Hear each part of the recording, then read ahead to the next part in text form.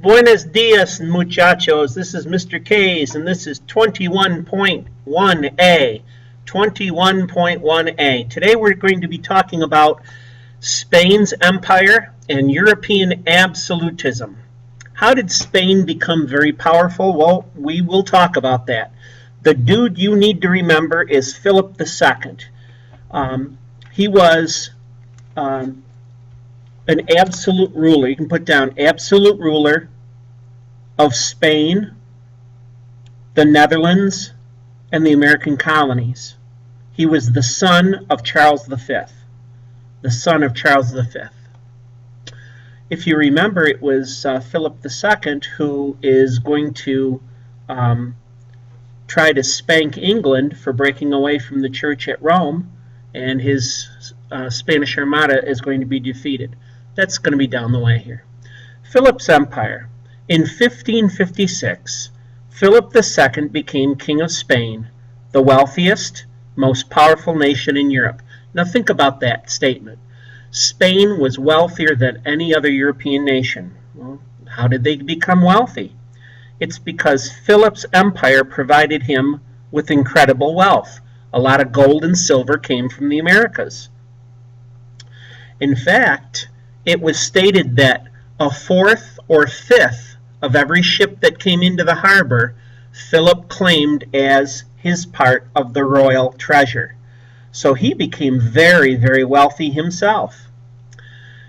Now, he was a good Catholic, and he defended the church at Rome against Protestantism and against Islam.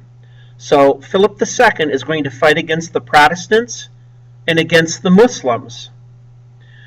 At the Battle of Lepanto in 1571, he defeated a Muslim fleet of Ottomans. So he defeated the Ottomans at the Battle of Lepanto, was able to push them back. The Spanish Armada, like I talked about before, in 1588, was defeated by England. Defeated by England. Now this is going to be important, because Spain now does not rule the waves. It's England. Rule Britannia. Britannia rules the waves. England never, never, never shall be slaves. Well, that's where that came from.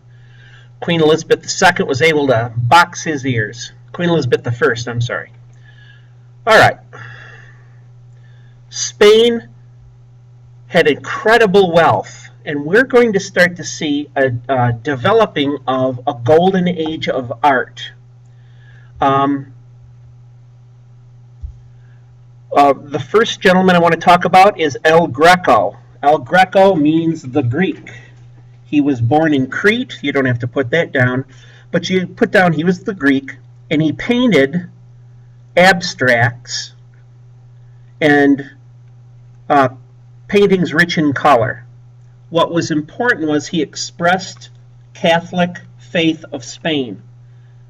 He painted saints, martyrs, on these long, huge portraits. Another one that was important was a gentleman by the name of Diego Velázquez. Now, he was known as painting portraits of royalty. Portraits of royalty. If you look in your book on page 510, you see one of his paintings on the left-hand side. It was not of royalty, but an enslaved servant. But it gives you an idea of their techniques, their brush strokes, etc., etc. Now, besides painting was literature. And an important piece of literature was by Miguel Cervantes, a book called Don Quixote de la Mancha. In about 1605, it's often called the birth of the modern European novel. This is the first modern European novel. It was created or written by a Spaniard by the name of Miguel de Cervantes. Now, this book, Don Quixote, is regarding or about a poor nobleman. A poor nobleman.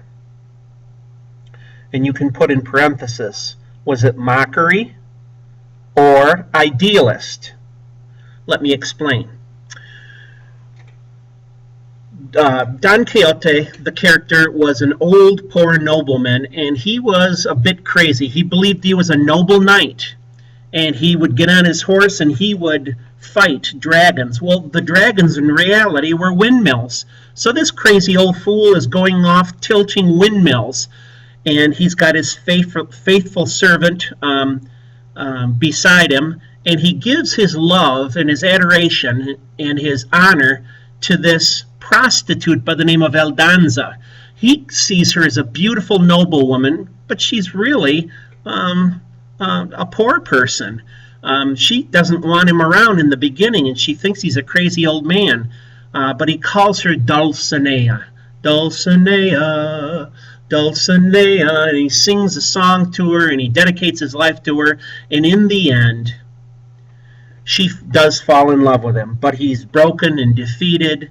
And the question is, as I said before, is this a mockery of knights, K-N-I-G-H-T-S, and knighthood, or was it the ideal knight who was fighting the unbeatable foe and not giving up? Well, that was for people to decide.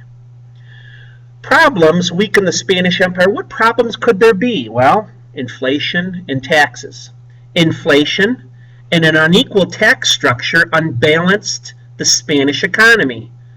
Inflation and an unequal tax structure unbalanced the Spanish economy. That's got to be strange. Well, let's look at 4 reasons or 4 causes of inflation. Number 1 was population. The population of Spain grew, so there was a demand for things. Number 2, silver bullion, or these little bars, flooded the market. As silver came over from the New World, from the Native Americans, the value drops. If you have more than enough of anything, the value drops on it. It's like rookie baseball cards. If there's not so many around, the price is high. But if it's a lot of them, then the value is low. And this is what happened with silver. Number 3, the expulsion of Muslims and Jews. That means the Spanish kicked Muslims and Jews out during the Reconquista and during the Spanish Inquisition. So, what does that mean? That means a loss of artisans and business people. They kicked bankers, doctors, lawyers, professional folks out just because they happen to be Muslims and Jews, not Catholics.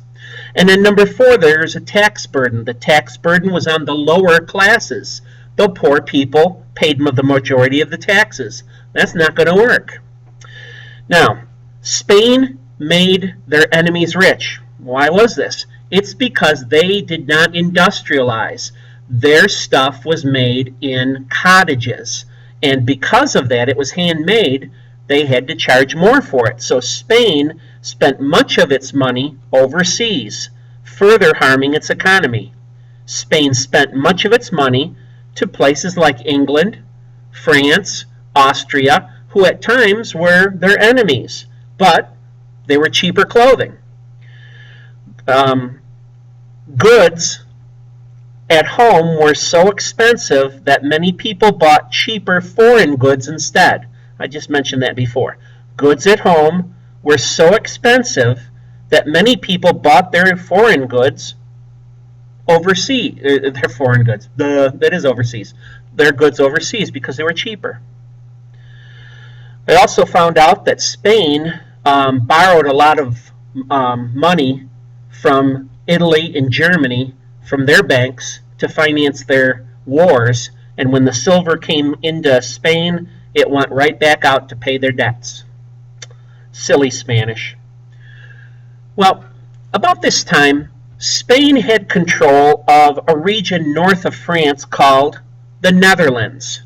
The Dutch were not independent. They were controlled by Spain. Now the Dutch are going to revolt. They revolted and broke away from Spain to form a new nation. In 1556, angry Protestant mobs swept through Catholic churches and destroyed some of the beautiful statues there.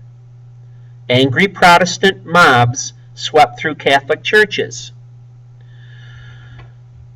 A Dutch leader by the name of William of Orange, Orange was a region in the Netherlands, emerged as a great Dutch leader, a military man and a leader. In 1579, the 7 northern provinces became the United Provinces of the Netherlands. They were Protestant. So in essence, the northern 7 provinces became the United Provinces of the Netherlands, and they were predominantly Protestant, with Calvinist doctrine. The 10 southern provinces became known as Belgium. The 10 southern provinces became known as Belgium, and they were Catholic. They stayed Catholic and loyal to Spain.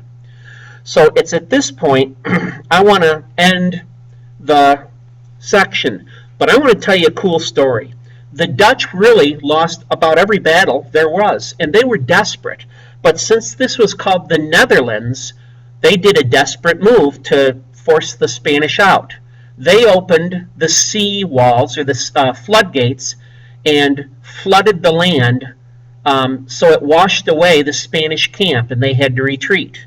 This is one of the reasons that they were able to become independent. The folks in the north stayed Protestant. They became the Netherlands. The folks in the south of the region became Belgium a little bit later on, and they remained Catholic. Well, this is Mr. K's, and we are done with 21.1a. See you down the road. Bye-bye.